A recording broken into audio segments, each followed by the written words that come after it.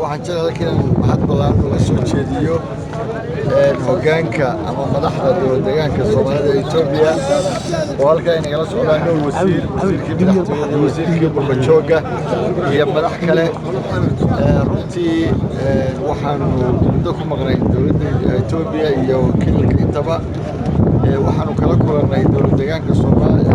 ee Itoobiya soo dhoweyn aad iyo aad u qiimo badan hadday tahay madaxweyne dowladda iyo shacabba waxaana runtii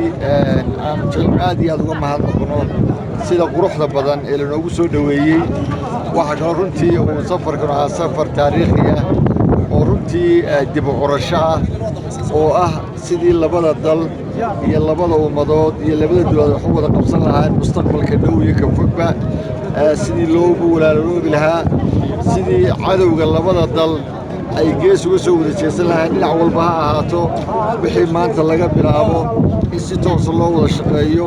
bulshadu isu furaato ganacsigu isu furaado nabadgelyada la wada ilaaliyo runtii waxa weeyaan arrimo aad iyo aad u qiimo badan aadna waxaan uga mahad celinayaa hoggaanka sare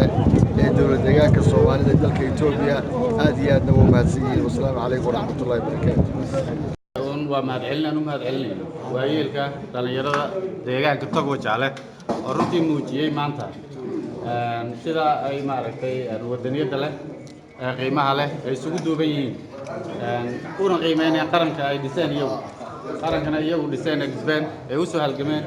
sida ay u qiimeynayaan jiritaankiisa maadaama dowladdeenu ay maanta ka timid dal kale oo ay wada hadal miradhala soo dhashay maaragtay ay la soo yeeratay dowlad deegaanka walaalahay dowladda federaalka Itoobiya taasoo wax badan dadka wajaal runtii u tiri doona midhaha halkaa ka soo baxay maadaama iyagu leeyihiin dadka xuduudda la ka mid yihiin hadal badan odhan maayo anigoo u mahad celinaya waxaan idinka mahad celinaya anigoo magaciini ku hadlaya magacii gobol ku hadlaya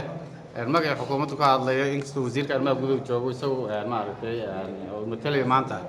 waxaan idinka mahad celinayaa sida wanaagsan ee aad wafdi ku soo dhaweyseen waxaan leeyahay anoo afkiina ku ayaanu ku soo dhaweynay degmada Togo Jaale wasiir ku soo dhawow degmada Togo Jaale iyo afarta janan ciidan iyo taliyaha immigration-ka iyo dhammaan barasaabyada gobolada Soomaaliland oo dhan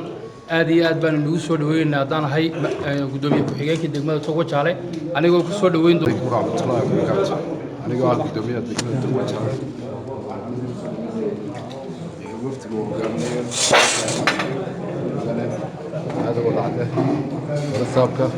يدمان مدح كلا شرف له سدا تريع عيدك تريع بوليسك ما أنتم وسودوينية وحنا الله يحيي كسر نقطة بورجيني هويو يديكوا عفمت طبعا قولنا لسه هويدي ونسودوينا قعبة فرن غير نسودوينا جنوا حب سودوينية ورسابك دولك waxaan ku ama soo dawladda doona insha Allah socdaalkii ama hawlihii shaqooyinka ay ku joogeen waqtiga ballaaran ee hogaaminaya wasiirka arrimaha gudaha ee Jamhuuriyadda Soomaaliland mudan cali maxamed racade socdaalkaas oo waxaan ku dhahay ku soo qabsoomeen shaqooyin fara badan oo muhiim ah oo dan u ah labada dal waxaan ku dhahay Jamhuuriyadda Soomaaliland iyo deegaanka Soomaaliya Itoobiya oo lagu soo dhameystiray heshiis ballaaran oo lagu soo waxaan ku dhahay kaasaxday waxaan ku dhahay deegaanka gudihiisa heshiiskaas oo meelo fara badan ka tarjumayay marna runtii loo soo sharaxay magana jeclaan soo sharaxay laakiin dan badan u ah labada bulsho iyo labada dawlad labadaba hadday tahay dhinaca socodka hadday tahay dhinaca ganacsiga iyo hadday tahay dhinaca ammaanka ugu muhiimsanba marka runtii waxaan aad iyo aad u faraxsanahay inuu si nabadgelyo oo wanaagsan waxaan ku dhahay farxad leh uu loogu soo gabagaboobay socdaalkaas soona gaarsiinay maanta waxaan ku dhahay wafdigii